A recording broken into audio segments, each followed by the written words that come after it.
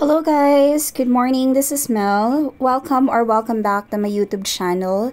If you are new to this channel, please consider subscribing. So ngayon nga guys is March 17, 2024 at babiyahe kami papunta sa aking hometown, ang Oriental Mindoro. At magdadala kami ng sasakyan. Dito kami dadaan sa may Batangas Port. Isasama namin yung sasakyan sa barko. So, tingnan natin guys kung magkano ba yung babayaran natin in total. Ayan guys, so dito tayo pupunta sa may Calapan. So, from Port of Batangas, papunta sa Calapan Port. So, itong unang window na to na nakikita nyo sa may kaliwa, dito nyo iso-surrender yung mga IDs. Kung meron kayong mga kasamang students or senior citizen kasi meron silang discount. At saka kapag senior or student, hindi na nila kailangan magbayad ng passenger terminal fee. So, lahat ng babayaran at lahat ng transaction na gagawin nyo ay dito na lang sa loob ng sasakyan. Hindi nyo na kailangang bumaba. Seen a lot of change, been through a lot of pain.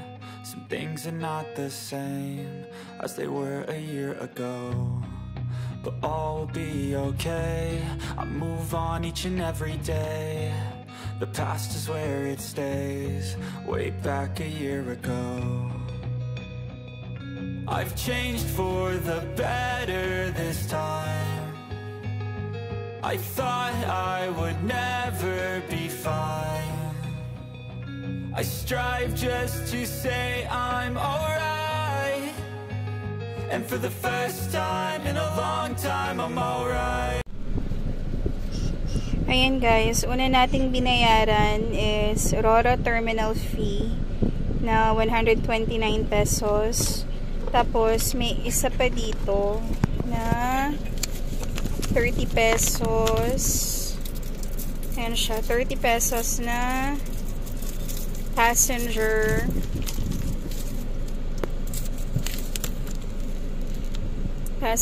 terminal fee na 30 pesos. Tapos 129 pesos for Roro terminal fee. So total of 159. After namin magbayad ng mga terminal fees, pumila na kami dito kung saan pumipila yung mga sasakyan papasok ng barko. Pero nung time na to, wala pa yung barko. Nag-antay pa kami ng mga 20 minutes. Yung mga ibang passengers dyan at saka driver bumababa para bumili ng pagkain dito sa may gilid.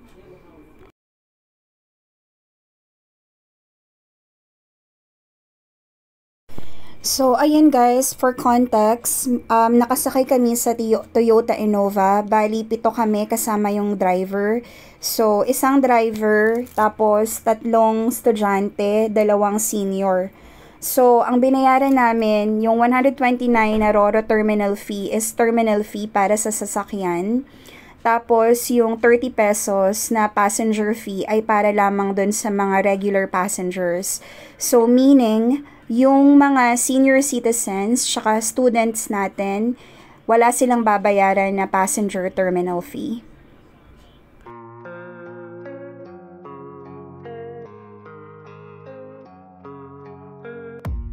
I don't really know what comes next. I'm just doing my best, even though I'm so stressed out. Everything just feels like a test that I fail, so depressed when I can't seem to get out. But something deep inside won't let me quit. I swear that I'm inspired by all this shit. Tell me that I can and I won't. That's what guides me the most. Fuck your lies, I'll do what I want.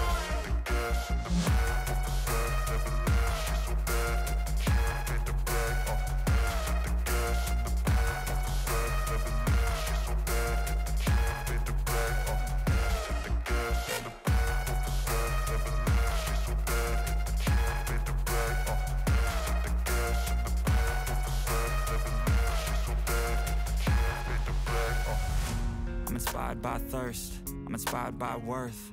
I desire your worst, so you can just hide while I work. I ain't tired, you first. I'll write a second, third verse about the lies you go to. Ayun guys, make sure lang na magdala kayo ng valid ID para ma-avail nyo yung mga discounts for students and seniors. At saka ang maganda guys, pag may dala kayong sariling sasakyan paluwas ng Mindoro is mauuna yung mga sasakyan na pumasok. Makakapili kayo ng magandang pwesto ng upuan. So kung gusto nyo dun sa may mga gilid para may view kayo nung mismong dagat, pwede kayong tumayo-tayo dun. Tapos kung gusto nyo naman malapit dun sa may pantry, basta makakapili kayo ng upuan kasi kokonti pa lang yung mga tao sa loob, yun pa lang merong mga dalang sasakyan.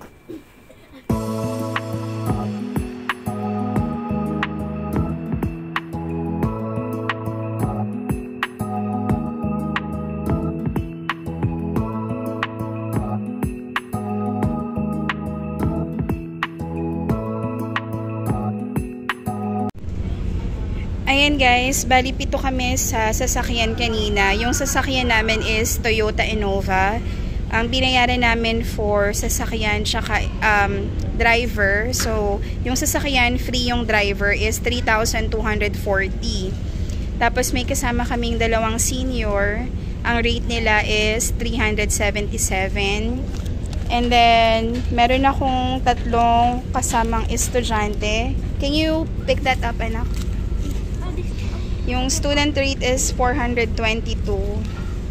Tapos, yung regular rate is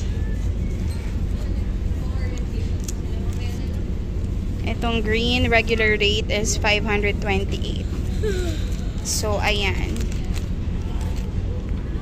So, kita nyo kanina, maliwanag pa nung pumasok yung mga sasakyan.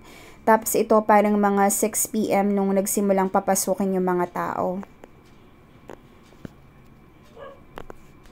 Thank you for watching guys. Hopefully nakatulong tong video na to sa inyo. Have a safe trip. Bye!